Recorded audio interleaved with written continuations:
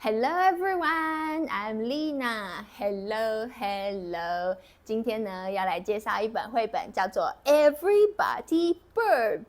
每一个屁股都会打嗝。这本绘本呢，其实是要跟小朋友说，放屁是一件非常正常的事情。但是小朋友也不知道为什么，只要听到放屁，就会特别的开心，特别的兴奋。所以这本书超级适合他们的，他们一定会很喜欢哦。那我们就一起来看看吧。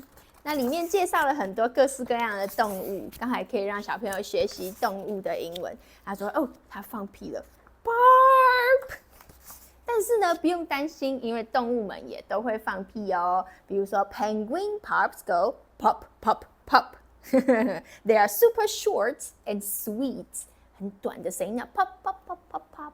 那地底下的动物也会放屁。Weasels' whiffs are long and low and smell like stinky feet。哦，闻起来像是臭脚丫，太可怕了吧！而且他们又在地下室，所以就是感觉闷不透风，就好臭哦。然后 Rabbit 它放屁可以刚好像推进器一样帮助它往上跳。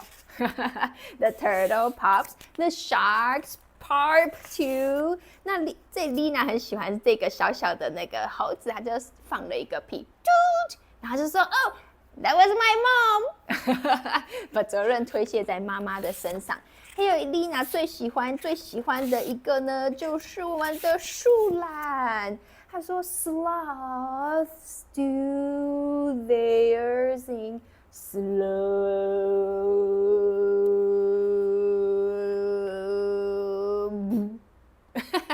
就放了一个很长的屁，从早上放到晚上，哎，真的超可爱的。所以这本绘本里面呢，就介绍了很多动物都会放屁，是一件很正常的事情。小朋友看到绘本一定超级无敌喜欢的，一定要把它带回家哦。